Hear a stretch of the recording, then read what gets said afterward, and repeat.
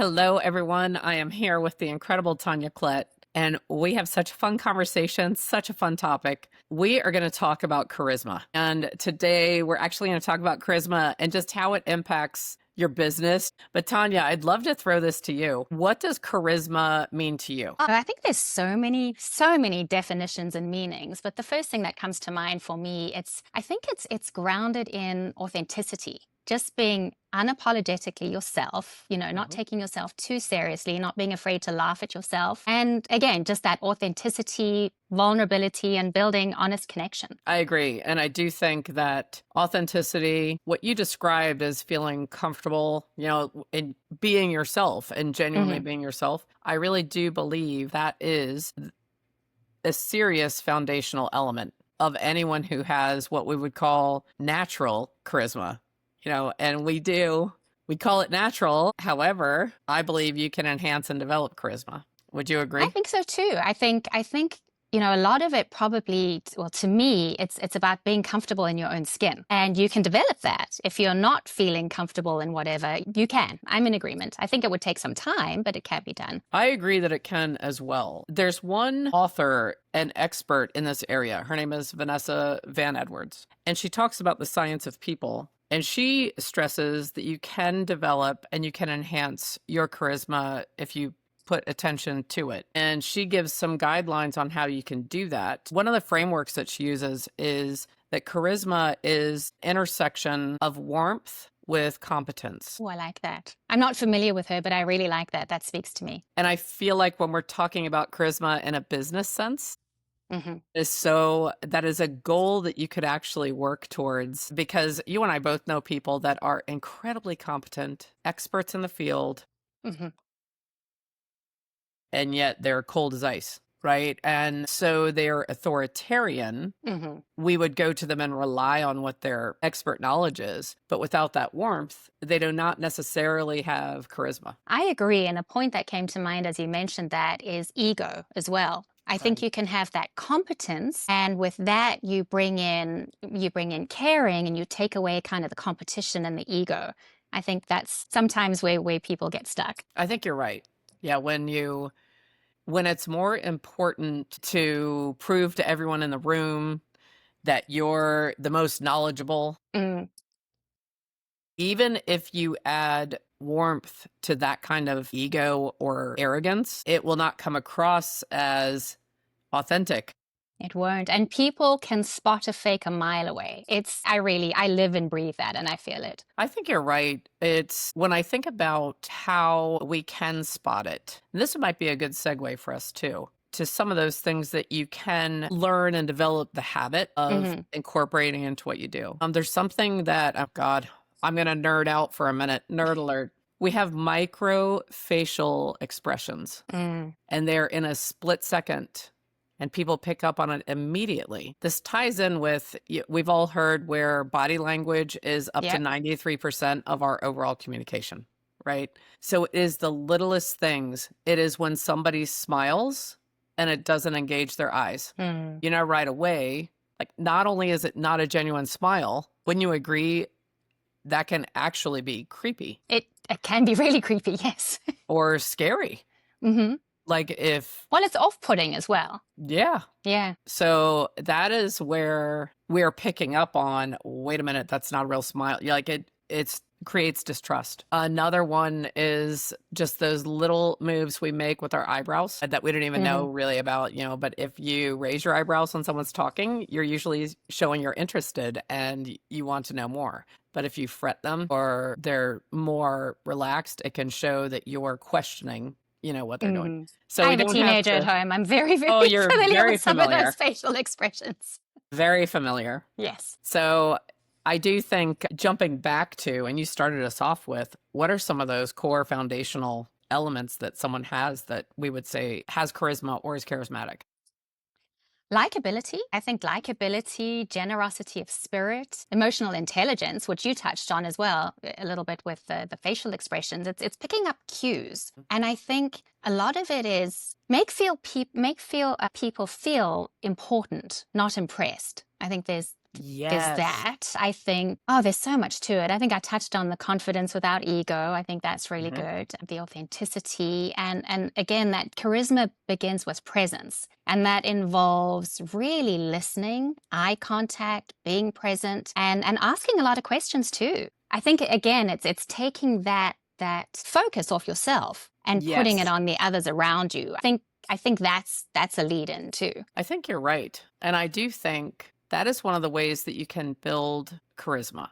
Hmm. So let's say someone is listening to us right now and they're like, oh, I would rate my charisma on a very low meter. I think one of the very first things they can do is what you just said, is to become genuinely curious Hmm. about anyone that you meet. And I'm so thrilled, I already wrote it down, to say it one more time, that you don't want to impress them. You want to make them feel important. Right. Yes. I think that would be a really great starting point for anyone, whether they are in hospitality, Hmm. sales, customer service, relations. Frankly, even if someone is in a cubicle in a corporate America, work environment back in the office, just to bring that element every day when they come into the office, to stop themselves and say, I'm framing my day this way. Hmm. I'm so curious. I want It's to that know. curiosity, the Yes. listening, the paying attention. Yeah. Yeah, I think I that think would so. I be, think that would be an excellent start. and And smiling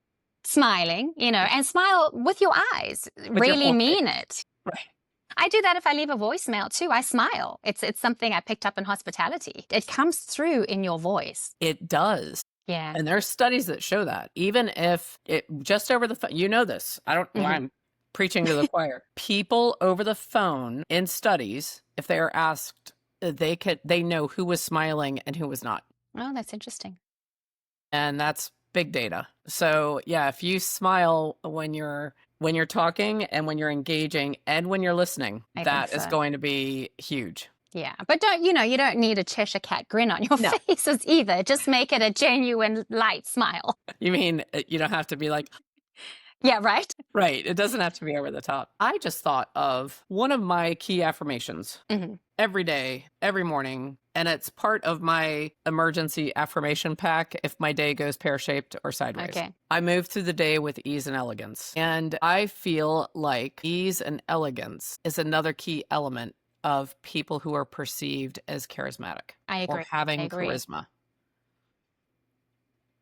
I really like that. I'm actually writing it down. I'm going to use that. It's, I move through the day with ease and elegance. and I have a smile, a natural smile Yeah. at the ready. Well, just saying it makes you want to smile. Right. Yeah. Right. So I have a question for you. And I know I didn't send you this question or anything beforehand. Okay. Do you feel as if societally, culturally, was our overall level of charisma impacted by COVID and the shutdowns? Yes. I agree. Absolutely, 100%. I think people withdrew and I've noticed it in myself too. I'm a little less social than I used to be.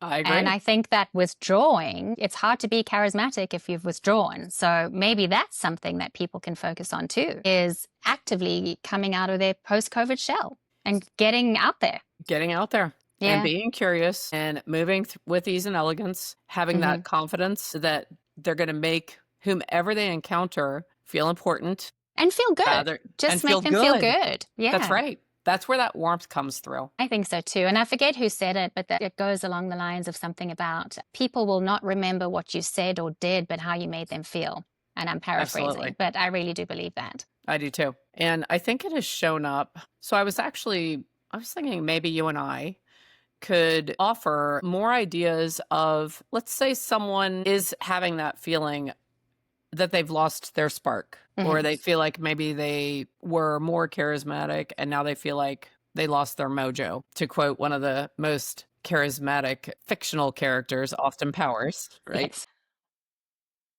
I think you and I think we could come up with some ways that people could work on their charisma right now. And maybe we could go back and forth because we didn't plan this out. No, right? I'm just thinking of it. Yeah, you've got us turning. So I'm going to start with one that I'm actually doing myself. Okay. I feel like posture is so important to charisma. And this, I believe, as you're saying it, I'm like, I'm going to sit up a bit straighter. Sit up a bit. I think there was an unholy matrimony in the last 5 years between COVID, becoming reclusive, cocooning at home, relying more on technology. And that got married to social media, video scroll, all of that. Yeah. And over the last 5 years, I feel like as a society, we have gone from looking out and looking forward and smiling and standing tall To to this in your phone. Yep. hunched over. I'm not looking, scroll, scroll, scroll, scroll. And so we have become very closed off. Mm-hmm. And as I mentioned, this is something I'm working on. So throughout the day, I have check-ins where I get a reminder, check your posture. And in the mornings, I am making sure that I'm actually standing tall, opening myself up. I wouldn't go so far as to say I'm doing full on yoga, although I did do that in the past. Okay. But I definitely am. I'm focusing in because what you focus on expands. Yeah, I agree. On shoulders back, head high, and not holding my phone all the time or looking at my phone all the time. So That's hard to do. But it's an excellent way to start your day and having those check-ins throughout the day, I think. so and I want to give one other thought on posture, then I'm going to hit the ball to you. Okay. Posture is not just how you carry and hold yourself, but it is also that are you open and are you approachable? Because I think approachability I think is part that's a of big one. charisma, Yeah. right? And I would encourage all of us to, if we find ourselves crossed arms, which by the way is a comfortable way to stand. I may have even crossed my arms once during this recording because that was one of my habits I got into. But crossed arms is very closed off. Yeah, that body language. And sometimes in conversation with people, we could find ourselves with our arms crossed and actually leaning back a little bit and standing tall. That's not approachable, right? So my first item I'm putting out there is really focus on your posture. I agree. And the thing with mentioning the posture is, like, as a realtor, sometimes if I have a difficult call, that those are hard to make. So I sit at my desk, but I make sure that my feet are grounded. There's Yes. something to do, and that's a posture just in life too. So that's just something I wanted to throw out there. I think that's great. Yeah. And then let's see. I think, again, it starts with you. So if you're not feeling good about certain things, I think it's put that focus on yourself before you go out. So probably I have a little bit of a hippie side, and things like just being out in nature, sunshine, that kind of thing. I do sound bath meditations to reconnect Nice. with myself, because I also, especially like as a mum as well, you can't pour from an empty cup. You And cannot. so for me, self-care is huge, and just taking care of yourself and making sure that cup is full before you can pour out. Well, you will be pleased to know I am going to my very first sound bath experience at the Oh, end of the month. exciting. You're going to have to Right. report back. I love them. I I try will and do report them back. once a month. Yeah. So I will report back. I'm glad to hear you say that because I did actually think like, is that something I should try? So I'm Okay. glad to hear that you love it and that you do it. And now I'm more excited. I do have the appointment set, so I will be It is going incredible. end of June. And to me, and for anyone who's listening who hasn't tried it, to me, it's like having probably a weekend off in the space of an hour or two. It's amazing. So if I may suggest, don't do anything afterwards because you'll probably be Okay. out of it. Don't Okay. schedule anything. Schedule downtime. All But right. yeah, will I do think that. looking in, being willing to laugh at yourself, just Absolutely. not to take things so seriously. Obviously, in a professional realm, the professionalism comes in, and that's very important. But I think you can also be lighthearted.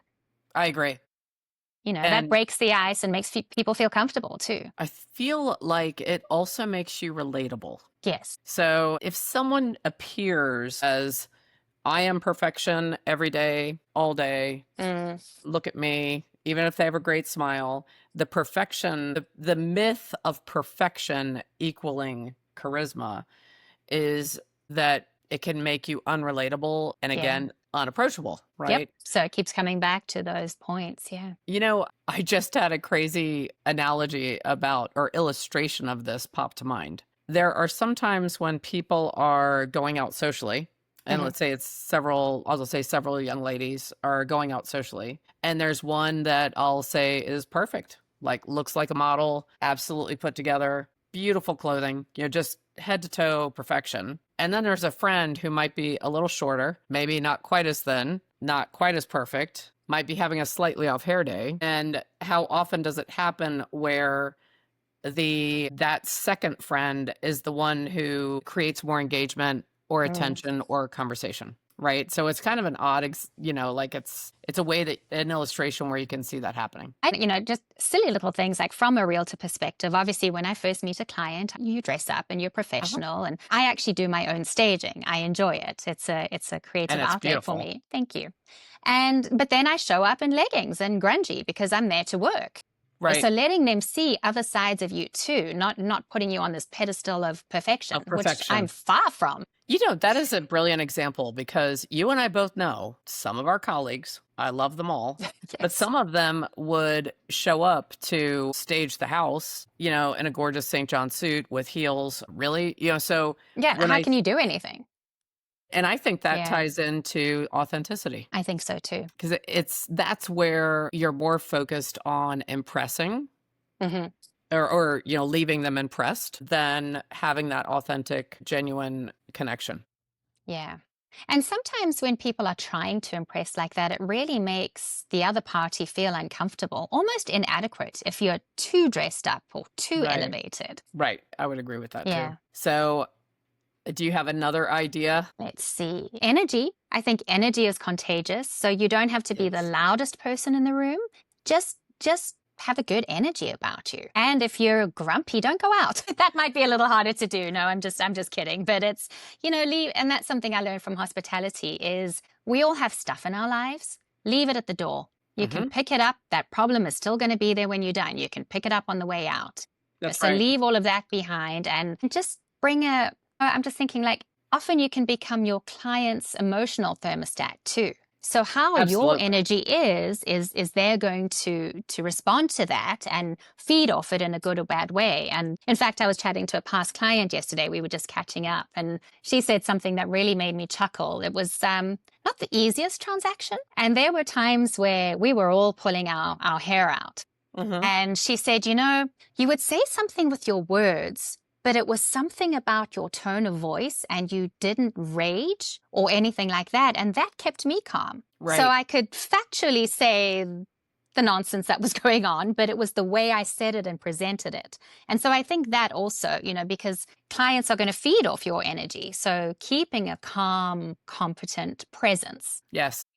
Yeah, which comes back to presence. We seem to come back to that. So there's a few we keep coming back to. I think going back to what has happened with the advent of social media, scrolling, phone addiction, plus COVID, as we talked about, eye contact has gone so removed from day to day. One of the tricks you can use to get back in the habit of eye contact is say to yourself, what color are their eyes? And when you do that and you actually look at their eyes to see what color it is, as I say that to you right now, you each anyone listening was probably like, wait, let me look. And they feel like it would be contrived, right? So when you think with your logical mind, well, that would be awkward. It won't, because when you just make that the habit you're going to do, and I would test it out anytime you're face to face with a cashier, coffee person, wait staff, checking at a hotel, just say to yourself, what color are their eyes? And you will find that you will look and you're like, oh, brown. And then you look away. So it does not become awkward. It's not like, can you open your eyes a little more? I'm trying to figure out what color. Yeah. So that is a practical tip that you can use. If you found that working remote, being in Zoom rooms all day, whatever, if you've lost that natural eye contact, that is the way to start working it back in. That will be quick enough. It's not awkward. And you can reclaim that habit. That's interesting. And that actually leads me to when you mentioned greeting wait staff or something like that, is anybody who wears a name tag, use their name and use it often, early and often in the conversation. And even just use people's names. It's a connection. I agree. Yeah. So, I mean, and you're right. There's so much that we can learn from hospitality. And we had so many times to practice what we're doing with hospitality, with that industry. So I think that is brilliant. If they have their name, use it. Yeah. Use it Or if you often, know it, use it, right? And use it. hopefully you know the person's name that you're having a conversation with. Right. I think that is a fantastic way where you could start to reclaim or build charisma. And then it's just that connection. So I guess I would say charisma comes from connection in a I think way. you're right. Yeah. It absolutely does. I had Or not thought of it connection that is a way founding or foundation of charisma, perhaps. because you can't have charisma in a silo. No. And there's got to be a connection. It's just, Yeah. yeah, Okay, we have a new rule. Charisma requires one or more people. there we go. Um, uh, as we talk about that, it makes me think of that old movie. I think it was Sunset Boulevard, where a lady was just in her house performing for herself for years, waiting for this thing to come. Like, Oh, you can't be a hermit. You can't be alone in your house waiting for, being charismatic with yourself. yeah. No, Unless, I mean, that's you and I another are, conversation. yes, you and I are not doctors, but I'll bet there's a diagnosis for that. I would think there would be, yes. Yeah. So it just is, I want to take this because you've built such a great real estate career. Thank you. And even as a professional, you had an incredibly remarkable career in hospitality. So you've definitely been people oriented for a long time. When you think about the role charisma, your own natural charisma, Hmm. has impacted both of those careers, what would you say that impact has been? How has that helped you in creating the success that you've had in your life so far? I keep coming back to connection. Now, I think there's a converse relationship with that, is the charisma also leads to the connection and it loops. Tanya, when I think about your overall career as a professional woman, you had a brilliant career in hospitality for quite a long time. How many years were 20, you in 20 hospitality? years. I'm aging 20 years. myself now. Yep. And now you have built a really thriving real estate practice in Big Island, Hawaii. How has charisma played a role in that? Well, I think again, the charisma builds on the connection, and the connection is what helps you succeed in what you're doing. We don't do any of this alone. Hospitality, there's got to be that interaction. Then, there's a team, people that I had with me to help make the magic happen. And it's the same in real estate. And actually that charisma, I think that boils over to everybody that is in your circle. So when I had staff and I was managing people, there's got to be an element of charisma there too. Agree. And so, I think it really helped in my management and leadership. And then in real estate, people do business with people that they know, like, and trust. And I think the charisma and the likability really helps, just that connection with your clients and to get clients. My past clients refer to me. I've got a wonderful, sphere of influence and friends and family that send referrals. And that I don't think would happen without the charismatic likability. I agree. And I mentioned earlier the unholy matrimony of the COVID cocooning, social Yes. media, and phone addiction. I would say that charisma and connection is the holy matrimony I like because that. Yes. they feed each other and they Mhm. become an infinity loop. So the more connections you have, the more charisma you develop, then then you get more connections. So it actually will build upon each other. I think so too. Yeah. Who comes to mind when you think of past or present? Who comes to mind when you think of someone that really had charisma? I might get a little emotional. Okay. So this is someone that oh my gosh, way back when I first started my journey in hospitality. So I'm from South Africa originally, and I graduated high school, but I was too young to get into the program I wanted to do. So I worked for a year, then got into this program, and his name was Charles Lotter. And I just owe so much to him and his charisma, but he was so unapologetically himself as well. And that really stood out to me. He took me under his wing, and he was just an amazing man. So he's the man that comes to mind for me.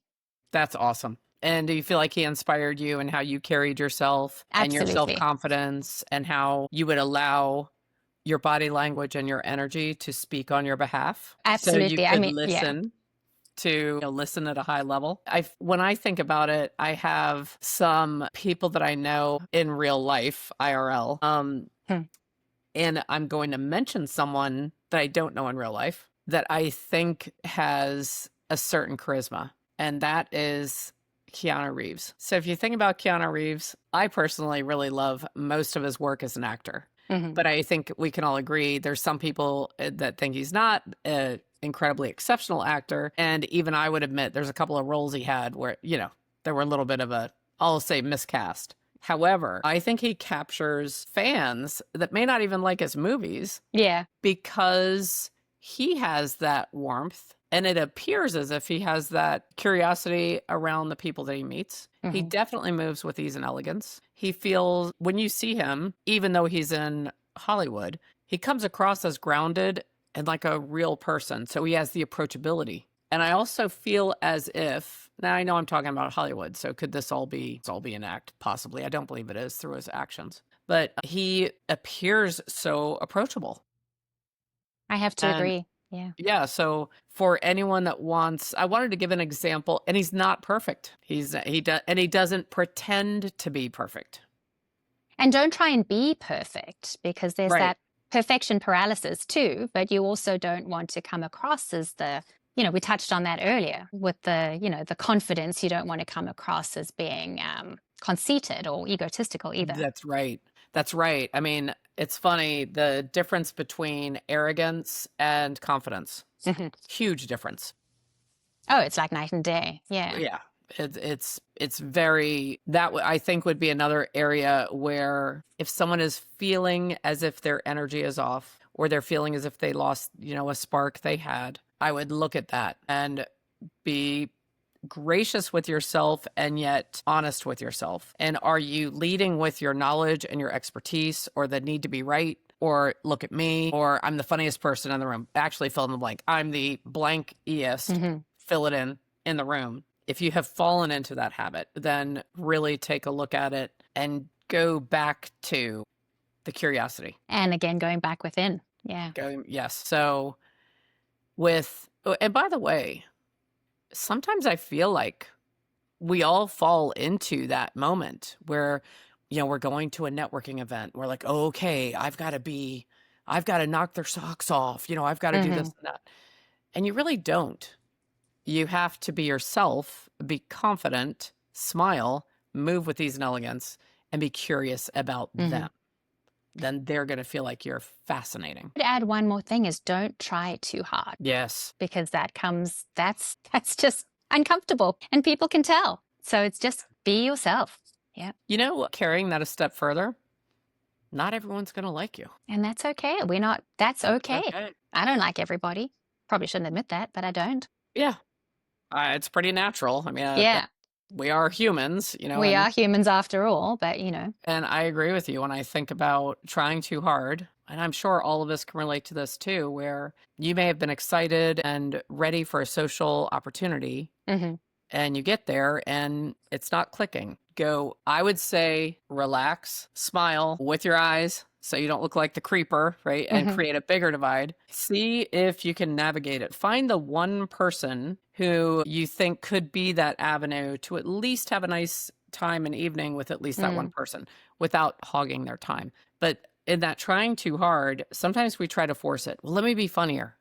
And we're sitting there and they're talking. And our mind, we're thinking, wait, I've got a story I could tell. She said she grew up in Africa. I went on a safari. Let me tell my safari story. Right. We all need to let go of that. And that's also then you get so caught up in how you're going to respond that you stop listening. Exactly right. Yeah. Do you think it's possible? And we'll talk about we'll talk about both. Okay. In hospitality, do you think it is possible for someone to be successful and have a long, successful, thriving career in hospitality if they have zero charisma? There's a yes and a no answer there. If you Okay. are in the front line, no. If you Okay. are the chief controller or you're doing accounting or you're doing something in the back, then yes. But I Okay. think charisma is a very important part of succeeding in a front-facing position. I agree.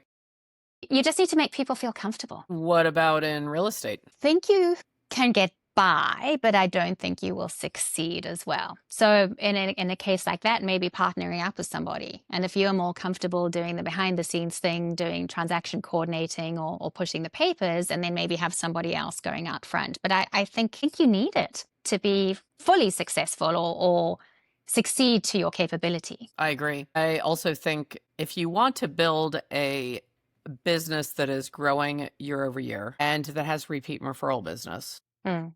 and is, I call it a legacy style of real estate practice that somebody might build, the charisma has to be there. And they're not all the same. They're all different, actually. That's how all of it, it's one of the things I love Well, about we're our all industry. different. Yeah. That's right. We're all different. And that those of us in the industry that allow our natural personality and charisma to come through tend to build those more legacy style Hmm. companies. Still can have a growth initiative. You can still grow year over year. You can have an actual business strategy. So you can still be a very astute business person running a multi-million-dollar sales corporation. But when you have that charisma, you're going to have clients that come back, clients that Yes. refer. You will have agents that want to work with you. You will have agents that when your offer comes over their desk on their listing, They they're like, smile.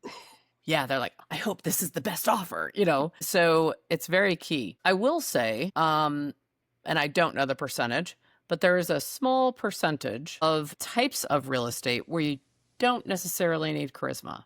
And that would be commercial, Commercial. certain types of commercial, land. And I Hmm. mean, like, even like raw land or developing, not as key, still key. Hmm. Not so commercial, you could be a little bit of an analytical cold fish Well, and that's you what you still want do in well. commercial. Yeah. Correct. Yes. And then there are some, even in residential resale, or well, working with investors, because investors, that too, similar to commercial, it's so factual, it's so Hmm. data driven, analytical, where's the opportunity, timing is everything. So there's certain skills that rise to the top. Whereas in a regular residential resale, I do think charisma is where you'll have longevity in our industry. I think so too. So if you want to do, I call it churn and burn. If some agent comes in, they're like, I just want to sell as many houses as I can in the next 5 years, and then I'm out. And, you know, that's fine. They could do that as well. But it's a very small little, that is a very skinny eye of a needle to thread through. I Yeah. agree. Yeah. Yeah. You know what? When I was just talking to you about that, sorry to ramble for a minute. You know what it reminds me of? It reminds me of doctors. So Mm. if you have an emergency and you go to the ER, an ER doctor does not need charisma. They need to be absolute experts, very quick on their feet, Hmm. unbelievably observant. We don't care, right? We're Just like, save me. save me, save my family or friend. That's all we want. But with our family doctor or our Mm. regular doctor, or say you and I are both mothers, our obstetrician, well, then we want all of that expertise, but we also want the warmth. We want the Hmm. warmth and the competence And the compassion. and the compassion. Yeah. And yes, so it's very similar in that residential real estate versus commercial investor type of real estate. I agree. Well, I know that I could talk about this all day. um, but I think we probably should start to think if there's any final thoughts we would have, knowing also, Tanya, there are people out there who may be in corporate America or in Mhm. management, or they may not be realtors or in real estate. Do we have any final thoughts we would like to share overall about charisma, how it could improve or impact your overall career? Just wanted to touch on one other thing before we move on to that. I was just thinking as you were talking is we've covered connection a lot in in its relation to charisma, but I also think that the connection is also about finding something in common with the person that you're talking to, and I think that is a really quick way to get in, and then you can start building on things from there. So I think just finding a commonality, we have something in common. We can always find something in common with somebody, With everyone. with everybody. Yeah. Yeah, absolutely. Yeah. And then back to kind of corporate America, I think, that again, it's that the most magnetic people aren't trying to impress, they're trying to connect. So it's that connection, the authenticity, and likability. You don't have to be liked by everybody, but making the right people feel comfortable and making them feel themselves around you. So I think it spills over into a lot of things. I think it does too. And one of the ways that I think it carries over, you'll like yourself better when you allow yourself to be yourself. If you stop fighting against your personality, trying to be someone else, Hmm.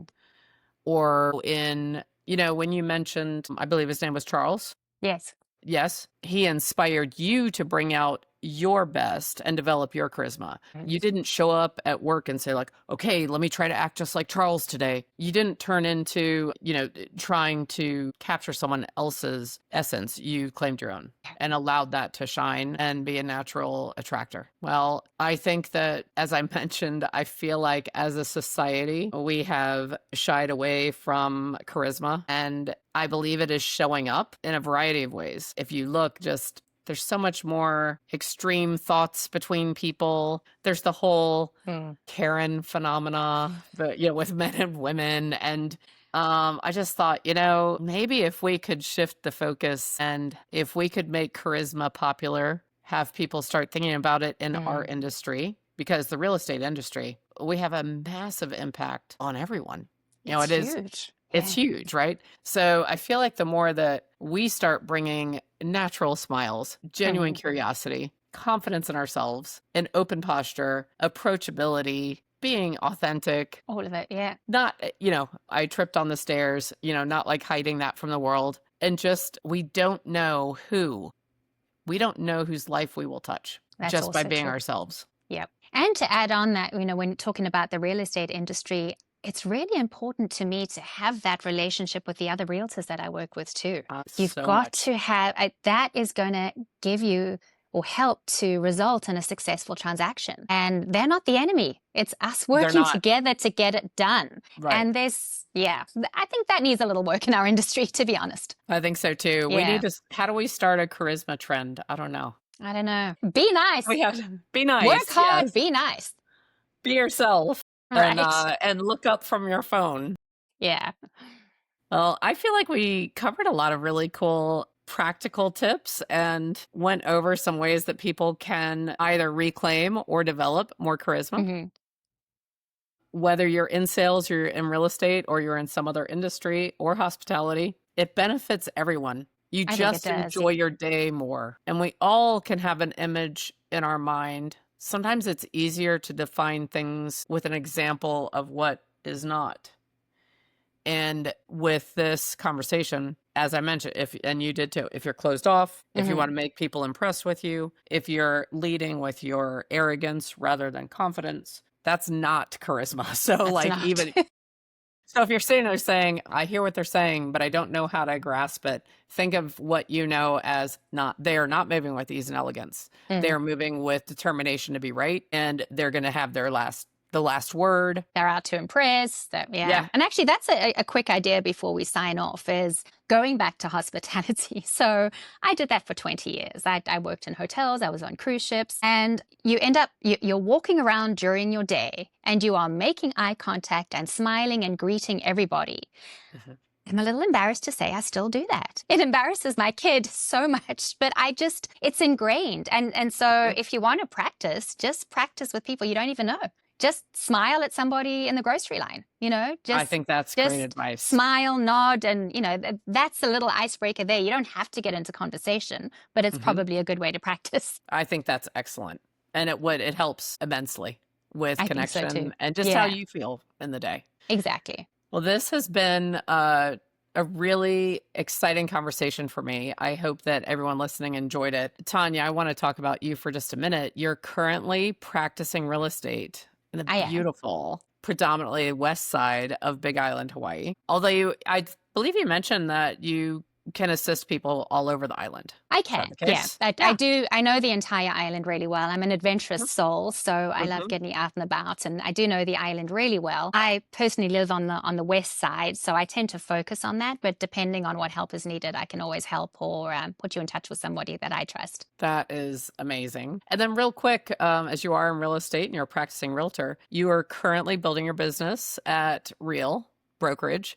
What do you love the most about working with Real? Well, I'll be honest, it's been about 2 weeks. It's a very fresh transition, but I'm excited. It's reigniting and re-energizing me in real estate. It's cutting edge. The people are great. I mean, work hard, be kind. That's a motto, and that's amazing, and that speaks to me. So it's been really great with the onboarding, the ease of use of the systems, having AI built into it. Excellent. So that's been really great. And I'll report back. But so far, so good. I'm 2 weeks in. Well, fantastic. And I'm putting all of your contact information in the description. Well, So thank reach you. out to Tanya if anyone is dreaming about a beautiful Hawaiian getaway. It's actually my favorite island. Well, I hope that we will be seeing you later this year. Don't tell my guest from Maui. Right, I won't we mention won't that, but tell. Okay. I won't tell her. Okay. Okay. So thank you so much for sharing Thank all of you. this. Thank you for having me on. And It's been a delight. I appreciate your insight into this because I know it's such a key part of hospitality and real estate. And when I thought who would be a great guest to discuss charisma, you were the top of the list. Thank you so much. I really appreciate having me on, and I look forward to seeing you soon. Aloha. Aloha.